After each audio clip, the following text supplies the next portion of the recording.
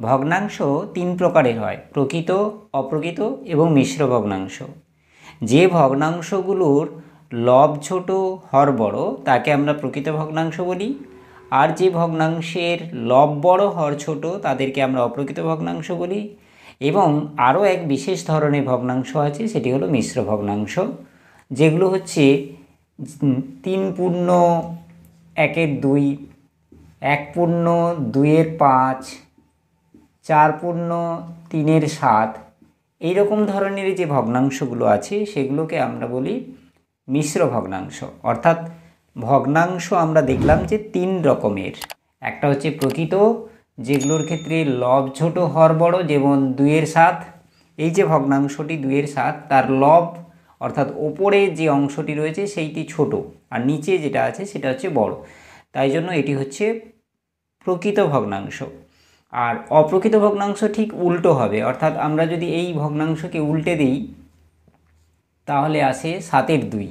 ঠিক আছে, এই যে ভগ্নাংশটি এলো এটা কিন্তু অপ্রকৃত ভগ্নাংশ, কারণ অপ্রকৃত ভগ্নাংশের ক্ষেত্রে লব বড় হতে হবে, হর ছোট হতে হবে। ঠিক আছে, অর্থাৎ এই যে ভগ্নাংশটা আমরা পেয়েছি এটাকে অপ্রকৃত ভগ্নাংশ বলবো, আর এই যে ভগ্নাংশটি আগে যে ভগ্নাংশটি লিখেছিলাম 2/7 সেটি হচ্ছে প্রকৃত ভগ্নাংশ। প্রকৃত ভগ্নাংশকে যদি আমরা উল্টে দিই অর্থাৎ তার অনন্যক নিয়ে থাকি তাহলে যে ভগ্নাংশটি পাবো সেটি হচ্ছে অপ্রকৃত ভগ্নাংশ, আর অপ্রকৃত ভগ্নাংশকেও যদি আমরা উল্টে দিই তাহলে যে ভগ্নাংশ পাবো তাকে হচ্ছে প্রকৃত ভগ্নাংশ। অর্থাৎ যে একে অপরের অনন্যক হয়ে যাচ্ছে। ঠিক আছে, যে প্রকৃত ভগ্নাংশের অনন্যক নিলে অপ্রকৃত ভগ্নাংশ, আর অপ্রকৃত ভগ্নাংশের অনন্যক নিলে সেটি হয়ে যাবে প্রকৃত ভগ্নাংশ। ঠিক আছে, তো এই দুটো ভগ্নাংশ ছাড়া যে ভগ্নাংশটি আমরা প্রথমে বলেছি সেটি হচ্ছে মিশ্র ভগ্নাংশ। এই মিশ্র ভগ্নাংশ নিয়ে আজকে আমরা বিস্তারিত আলোচনা করব। যে মিশ্র ভগ্নাংশের ক্ষেত্রে এই যে 2 পূর্ণ, 3 পূর্ণ, 5 পূর্ণ, 4 পূর্ণ এরকম ব্যাপার থাকবে, সেগুলোই হচ্ছে মিশ্র ভগ্নাংশ। কথা হচ্ছে যে এই যে মিশ্র ভগ্নাংশগুলো নিয়ে আমরা কিন্তু কোনো কাজই করতে পারি না, অর্থাৎ অঙ্ক করতে গেলে যোগ বিয়োগ গুণ ভাগ যাই করি না কেন বেশিরভাগ ক্ষেত্রেই আমাদের কিন্তু এই মিশ্র ভগ্নাংশগুলোকে ভেঙে নিতে হয়, সেগুলোকে আমরা অপ্রকৃত ভগ্নাংশে পরিণত করে নিয়ে আমরা কাজ করি। ঠিক আছে, যখনই আমরা একে অপ্রকৃত ভগ্নাংশে পরিণত করি তবেই কিন্তু আমরা যোগ বিয়োগ করতে পারি। তো আমি এর মধ্যে থেকে একটা ভগ্নাংশ নিয়ে নিচ্ছি, সাপোজ আমরা নিলাম হচ্ছে 3/1/2। তো এই যে ভগ্নাংশকে যদি আমরা অপ্রকৃত ভগ্নাংশে পরিণত করতে চাই তাহলে দুটো পদ্ধতি আছে। একটা হচ্ছে তাকে যোগ করে করা, অর্থাৎ ভগ্নাংশের যোগের মাধ্যমে করা, আর একটা হচ্ছে এমনি গুণ করে কাজ করতে হবে। তো খুব সহজ যে প্রথম পদ্ধতিটি আছে সেটা হচ্ছে গুণ করে কাজ করা। কীরকমভাবে, যে এখানে যে ভগ্নাংশ আছে 3/1/2, তাই তো, তো এখানে আমাকে যে কাজটি করতে হবে এই 3 আর 2 অর্থাৎ হরে যে সংখ্যাটি থাকবে সেই হরের সংখ্যাটি এবং পাশের সংখ্যাটি গুণ করতে হবে। যদি আমরা হরের সঙ্গে পাশের সংখ্যাটি গুণ করি তাহলে কি পাবো, 3 দুগুণে 6 পাচ্ছি। ঠিক আছে, 6 হলো, এবং ওপরে যে সংখ্যাটি থাকবে সেটিকে আমরা যোগ করতে হবে। কার সঙ্গে যোগ করতে হবে না, গুণ করে যে সংখ্যাটি পাওয়া যাবে। 2-এর সঙ্গে 3 গুণ করলে 6 পেয়েছি, 6-এর সঙ্গে আবার আমরা 1 যোগ করব। 1 যোগ করলে যেটা পাই সেটা হচ্ছে 7, তাহলে ওপরে 7 হবে আর নিচে 2 হবে। ঠিক আছে, তাহলে আমরা দেখছি যে মিশ্র ভগ্নাংশ যেটা দেওয়া থাকবে সেই মিশ্র ভগ্নাংশকে অপ্রকৃত ভগ্নাংশে পরিণত করতে গেলে শুধুমাত্র লবের সংখ্যাটাই নির্ণয় করতে হবে, হরের সংখ্যাটা নির্ণয় করার কোনো প্রয়োজন নেই। হরের সংখ্যাটা এখানে যেটাই থাকবে সেটাই বসে যাবে। এখানে হরে আমরা দেখতে পাচ্ছিলাম 2 ছিল, সেই 2টা কিন্তু নিচে এখানে বসে গেছে। ঠিক আছে, অপ্রকৃত ভগ্নাংশেও যখন পরিণত হয়ে গেল সেটা কিন্তু নিচে হর 2 বসে গেল, অর্থাৎ হরের যে সংখ্যাটা থাকবে সেই সংখ্যাটি কিন্তু এখানে এসে বসে যাবে। হরের সংখ্যার কোনো পরিবর্তন হবে না, পরিবর্তন যেটা হবে লবের সংখ্যাটি। লবের সংখ্যাটি এখানে কিন্তু 7 হয়ে গেছে। কি করে পেয়েছি, খুব সোজা ব্যাপার, এই 3 আর 2কে গুণ করে দেবো। 2 আর 3 গুণ করব, অর্থাৎ হরে যে সংখ্যা সেই সংখ্যার সঙ্গে পাশের সংখ্যা গুণ করব, যে সংখ্যাটি পাওয়া যাবে তার সঙ্গে ওপরে যে সংখ্যাটি পাওয়া যাবে সেইটা হচ্ছে যোগ করে দিতে হবে। যোগ করে দিলে পুরো এই কাজটা কমপ্লিট করার পর যে সংখ্যাটি পেলাম সেটা হচ্ছে 7, 7 ওপরে উঠে হয়ে গেল আর নিচে কিন্তু 2 বসে গেল। এটাই কিন্তু অপ্রকৃত ভগ্নাংশে পরিণত হয়ে গেল। ঠিক আছে, আরও একটি উদাহরণ নেওয়া যাক, তাহলে বিষয়টি আমরা সহজে আরও বুঝতে পারবো। ধরা যাক আমি নিয়ে নিলাম যে 7/2/5। ঠিক আছে, 7/2/5 এই যে ভগ্নাংশটি লিখেছি এটি মিশ্র ভগ্নাংশ, কারণ এই পূর্ণ ব্যাপার আছে। 7 2 পূর্ণ 3 পূর্ণ, তো এখানে 7 পূর্ণ 2 এর 5 আছে। এই যে ভগ্নাংশটি মিশ্র ভগ্নাংশটি আছে একে আমরা অপ্রকৃত ভগ্নাংশে পরিণত করব। কিভাবে করা যাবে না, প্রথম পদ্ধতি আমরা যেটা বলছি সেটা হচ্ছে যে এই যে 5 আছে অর্থাৎ হরের যে সংখ্যাটি আছে সেই হরের সংখ্যাকে আমরা 7 দিয়ে গুণ করব। 7 দিয়ে কেন গুণ করলাম, কারণ পাশে 7 ছিল বলে। ঠিক আছে, 7 আর 5 গুণ করব। 7 আর 5 গুণ করে যে সংখ্যাটি পাবো সেটি হচ্ছে 7 5 35। এটা আমরা মুখে মুখেও করে নিতে পারি, কিন্তু আমরা দেখানোর জন্য আমরা পাশে করছি। ঠিক আছে, তাহলে 7 5 35 হয়ে গেল। এই যে 35 সংখ্যাটি পেলাম, এই 35-এর সঙ্গে আমরা কত যোগ করব না 2 যোগ করব, কারণ লবে 2 আছে। যোগ করলে কত হয় 37। তাহলে 37 হয়ে যাবে ওপরে আর নিচে হয়ে যাবে 5। ঠিক আছে, তো কি ব্যাপার হচ্ছে যে এই যে দুটো অর্থাৎ পাশের সংখ্যা নিচের সংখ্যা গুণ করতে হবে। পাশের সংখ্যা নিচের সংখ্যা গুণ করে 35 পেয়েছি, তার সঙ্গে ওপরের সংখ্যাটি যোগ করতে হবে। যোগ করে যে সংখ্যাটি পাবো সেটা ওপরে বসাবো, আর নিচে হরে যে সংখ্যাটি ছিল সেটা কিন্তু বসে যাবে। ঠিক আছে, এখানে হরে 5 ছিল, 5 বসে গেছে। আগের অঙ্কটার কথা যদি আমরা ভেবে দেখি সেটাতে কত ছিল যে 3 পূর্ণ 1 এর 2 ছিল, তাই তো। তো এখানে দেখো 2 কিন্তু বসে গিয়েছিল, আর এই দুটো গুণ করে 6 পেয়েছিলাম, তার সঙ্গে 1 যোগ করলে 7 হয়, 7 বসিয়ে দিয়েছিলাম। তো এই হচ্ছে ব্যাপার যে মিশ্র ভগ্নাংশকে আমরা কিন্তু এইভাবে আমরা সহজেই কিন্তু অপ্রকৃত ভগ্নাংশে পরিণত করতে পারি। কিন্তু এই যে পদ্ধতি, এই পদ্ধতি ছাড়াও আরও পদ্ধতি আছে, সেই পদ্ধতিটা আমরা বলি। কারণ আমরা একটা পদ্ধতি যে সবসময় প্রয়োগ করব তা নয়, আমাদের কখনো কখনো আরও পদ্ধতি জানা দরকার হয়। এবারে যখন যে পদ্ধতিটা বেটার মনে হবে সেটা প্রয়োগ করতে হবে। যে আমি যদি প্রথম যে উদাহরণটার কথা ভেবে থাকি তাহলে সেটা হচ্ছে 3 পূর্ণ 1 এর 2 ছিল। একে আমরা অপ্রকৃত ভগ্নাংশে পরিণত করব। খুব সহজে আমরা করেছি প্রথম পদ্ধতির মাধ্যমে। সেটা হচ্ছে এই দুটো গুণ করেছি, গুণ করে তার সঙ্গে উপরে 1 যোগ করেছি, যোগ করে যে পেয়েছি এটি লবে বসিয়েছি, আর তারপরে হরের সংখ্যাটি বসিয়ে দিয়েছি। ঠিক আছে, কিন্তু এটা ছাড়াও আমরা আরও একটা পদ্ধতি যোগের মাধ্যমে করতে পারি। এই যে মিশ্র ভগ্নাংশটি আছে এই মিশ্র ভগ্নাংশটিকে আমরা কি করতে পারি না, একে আমরা ভেঙে দিতে পারি যোগ হিসেবে। কীরকমভাবে, 3 আর 1 এর 2 এইভাবে যোগ করে নিতে পারি। ঠিক আছে, 3 আর 1 এর 2 বিষয়টা কেন এভাবে থাকবে যে 3 পূর্ণ মানে এটা, এই যে 3 পূর্ণ 1 এর 2, 3 পূর্ণ মানে কি, তাহলে 3 একটি পূর্ণ সংখ্যা, সেই জন্য আমরা 3কে পূর্ণ সংখ্যা হিসেবে আলাদা করে লিখে নিয়েছি।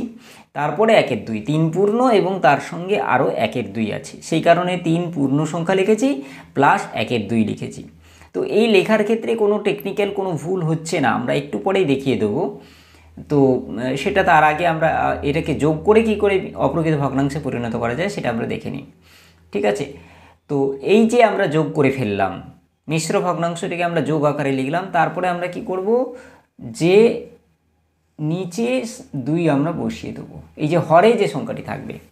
ঠিক আছে, এর হরে কোনো সংখ্যা নেই, তাই তো। তোমরা বলবে যে এর হরের কোনো সংখ্যা নেই, তাহলে একটা কাজ আমরা করে নিই। এই স্টেপটার আগে আরেকটা স্টেপ যদি করে নিই তাহলে কিন্তু আমরা আরও সহজে বিষয়টা বুঝতে পারবো। তো এর নিচে কিছু সংখ্যা নেই মানে কিন্তু 1 আছে। ঠিক আছে, প্লাস 1 এর 2। ঠিক আছে, এইবারে আমাদের যোগ করতে অসুবিধে হবে না। আমরা কি করব যে নিচে 2 লিখে দেবো বড় আকার টেনে, তারপরে এই 2 আর 3 গুণ করে দেবো। 2 আর 3 গুণ করলে 3 দুগুণে 6 হবে, তারপরে উপরে যে সংখ্যাটি আছে সেটা হচ্ছে 1। ঠিক আছে, তো এটা লসাগু করে একই রকমভাবেই করা যায়। 1 আর 2 এর লসাগু 2 হয়। ঠিক আছে, তারপরে 3 আর 2 গুণ করতে হবে, 3 আর 2 গুণ করে দিয়েছি, তারপরে 1 এখানে আছে, 1 বসে গেল। তার মানে কত হয়ে গেল, 3 দুগুণে 6 প্লাস 1, তার মানে সেই 7 এর 2, 7 এর 2 অর্থাৎ 7 এর 2 আসছে। এই হচ্ছে ব্যাপার। তো এইভাবেই কিন্তু আমরা যে কোনো মিশ্র ভগ্নাংশকে আমরা অপ্রকৃত ভগ্নাংশে পরিণত করে নিতে পারি। ঠিক আছে, এই জায়গা থেকে আমরা ডিরেক্ট কিন্তু করতে পারি। কীরকমভাবে, এই 3 আর 2 গুণ করো, 3 আর 2 গুণ করলে কত হচ্ছে 6, তার সঙ্গে 1 যোগ করো 7 এর 2, এভাবে আমরা লিখতে পারি। যেটা সহজ মনে হবে যে এভাবে লসাগু করেও করতে পারো, অথবা ডিরেক্ট এখানে লেখা যেতে পারে এই 3 আর 2 গুণ করবে, তার সঙ্গে 1 যোগ করবে, যোগ করলে যেটা হয় সেটা হয়ে যাবে উপরে, আর নিচে 2 ছিল 2 বসে যাবে। ঠিক আছে, তো এভাবেই কিন্তু আমরা মিশ্র ভগ্নাংশকে অপ্রকৃত ভগ্নাংশে পরিণত করতে পারি। ঠিক আছে, তাহলে দুটো পদ্ধতি জেনেছি, একটা হচ্ছে গুণ করে, তারপরে আর একটা হচ্ছে পূর্ণ সংখ্যায় যোগের আকারে ভেঙে সেগুলোকে করা। ঠিক আছে, তো এবারে এই যে মিশ্র ভগ্নাংশ, এই মিশ্র ভগ্নাংশ থেকে আমরা অপ্রকৃত ভগ্নাংশে এলাম। এই অপ্রকৃত ভগ্নাংশ থেকে কি আমরা মিশ্র ভগ্নাংশে যেতে পারি? অবশ্যই যেতে পারি। তার জন্য আমাদের ভাগের পদ্ধতি আছে, অর্থাৎ ভাগ করতে হবে। কীরকম? আমরা 7-এর 2টার কথাই ভাবি, 7/2, একে আমরা মিশ্র ভগ্নাংশে নিয়ে যাব। কিভাবে নিয়ে যাব? না আমরা ভাগ করব। কীরকমভাবে ভাগ করব? অবশ্যই এখানে আমরা 7কে 2 দিয়ে ভাগ করব। 7কে 2 দিয়ে ভাগ করব, কারণ ওপরে 7 নিচে 2, তাহলে 7কে 2 দিয়ে ভাগ করতে হবে। এবার তাহলে 2-এর নামটা ডাকবো 2-3 কিন্তু 6, 2-3 6 হচ্ছে, এখানে 6 বসিয়ে দেবো, তারপর বিয়োগ করব। বিয়োগ করলে 7 থেকে 6 বিয়োগ করলে 1 হয়। ঠিক আছে, এরপরে আর কোনো সংখ্যা নামানোর নেই। আর তাহলে এখানে ভাগটা শেষ হয়ে যাবে। আচ্ছা, এখানে ভাগ শেষ হয়ে যাওয়ার পর আমরা তাহলে কিভাবে আমরা একে মিশ্র ভগ্নাংশে পরিণত করতে পারি? না, মিশ্র ভগ্নাংশে পরিণত করতে গেলে যে জিনিসটা করতে হয়, 3টে বাক্স আঁকতে হবে। ঠিক আছে, তারপরে এখানে একটা বড় লাইন টেনে এইখানে একটা বাক্স আর এইখানে একটা বাক্স। কারণ মিশ্র ভগ্নাংশের ক্ষেত্রে 3টে কিন্তু জায়গা থাকে, একটা লবের জায়গা, একটা হরের জায়গা এবং পাশের জায়গা। ঠিক আছে, তো হরের জায়গাটা খুব সোজা ব্যাপার। এখানে হরে 2 ছিল, তাহলে এই জায়গাটা কিন্তু 2 বসে যাবে, একদম কোনো অসুবিধে নেই। এই জায়গাটা 2 বসে গেল। এবারে কি আছে না, এই জায়গা, এই জায়গা, এই জায়গা, এই জায়গা, এই দুটো জায়গায় কোন কোন সংখ্যা বসবে। আমরা যদি এই ভাগের দিকে তাকিয়ে দেখি, তাহলে দেখতে পাচ্ছি এখানে আমি 3টে সংখ্যা পেয়েছি। কিন্তু কী কী 3টে সংখ্যা পেয়েছি? 1, 2 আর 3। এই যে 3টে সংখ্যার মধ্যে 2 সংখ্যাটি অলরেডি কিন্তু বসে গেছে। 2-এর স্থান কিন্তু এই যে 2টা কিন্তু অলরেডি এই জায়গাতে বসে গেছে। তাহলে আর কোন দুটো সংখ্যা আছে? 3 আর 1। এই 3টা কোথায় বসবে, একটা কোথায় বসবে? ঠিক আছে, সেটাই আমাদের কিন্তু ভাবতে হবে। না, 3 সংখ্যাটি বসবে পাশে আর 1 সংখ্যাটি বসবে ওপরে। অর্থাৎ নিচে যে সংখ্যাটি থাকবে, নিচে মানে ভাগশেষ হিসেবে যে সংখ্যাটি থাকবে সেটি কোথায় চলে যাবে? ওপরে চলে যাবে। ভাগশেষ হিসেবে যে সংখ্যাটি থাকবে সেটি উপরে চলে যাবে, আর উপরে যেটি সংখ্যা থাকবে সেটি কিন্তু পাশে বসে যাবে। ব্যাস, হয়ে গেল। ঠিক আছে, অর্থাৎ আমরা পেয়ে গেলাম 3/1/2। এবারে যদি আমরা একে এই অপ্রকৃত ভগ্নাংশের কথা ভাবি, তাহলে কী করতে হবে? 3 আর 2 গুণ করবো, তার সঙ্গে 1 যোগ করবো। তাহলে কত হয়ে যাচ্ছে? 3 2 6 আর 1 যোগ করলে 7, তাহলে 7-এর 2। ঠিক আছে, এভাবেই। অর্থাৎ যদি আমাদের অপ্রকৃত ভগ্নাংশ দেওয়া থাকে, তাকে যদি মিশ্র ভগ্নাংশে নিয়ে যাওয়ার কথা বলা হয়, তাহলেও খুব সহজে করা যায়। সেটা হচ্ছে ভাগ করতে হবে। ভাগ করে আমরা 3টি সংখ্যা পাবো। 3টি সংখ্যার মধ্যে কিন্তু এই হরে যে সংখ্যাটা থাকবে সেটা ডিরেক্ট বসে যাবে। বসে গেলে আমরা বাকি দুটো যে সংখ্যা থাকবে, অর্থাৎ ভাগশেষ হিসেবে যে সংখ্যা থাকবে এবং ভাগফল হিসেবে যে সংখ্যা থাকবে, সেই ভাগফলের সংখ্যাটি পাশে বসাবো এবং ভাগশেষ সংখ্যাটি ওপরে বসাবো। বসালেই কিন্তু খুব সহজেই সেটি মিশ্র ভগ্নাংশে পরিণত হয়ে গেল। অর্থাৎ এখানে আমরা যে জিনিসটা জানলাম সেটা কি জানলাম না, যে কোনো মিশ্র ভগ্নাংশকে আমরা কিভাবে অপ্রকৃত ভগ্নাংশে নিয়ে যেতে পারবো, আর অপ্রকৃত ভগ্নাংশ থেকে কি করে আমরা মিশ্র ভগ্নাংশে পরিণত করতে পারবো। ঠিক আছে, তো এই হচ্ছে কমপ্লিট বিষয়। এই কমপ্লিট বিষয়টা যদি আমরা জেনে যাই, তাহলে কিন্তু মিশ্র ভগ্নাংশ নিয়ে আমাদের কোনো সমস্যা থাকবে না। তো তোমাদের এই ভিডিওটি কেমন লাগলো তা অবশ্যই তোমরা কমেন্ট করে জানাবে। যদি ভালো লাগে তাহলে অবশ্যই লাইক করবে, শেয়ার করবে, এবং এই রিলেটেড ভিডিও পাওয়ার জন্য অবশ্যই তোমরা চ্যানেলকে সাবস্ক্রাইব করে রাখবে, যাতে এই ধরনের ইন্টারেস্টিং ভিডিওগুলো তোমাদের বিভিন্ন পরীক্ষায় ভীষণভাবে হেল্প করে। তোমরা ভালো থেকো, সুস্থ থেকো, ধন্যবাদ।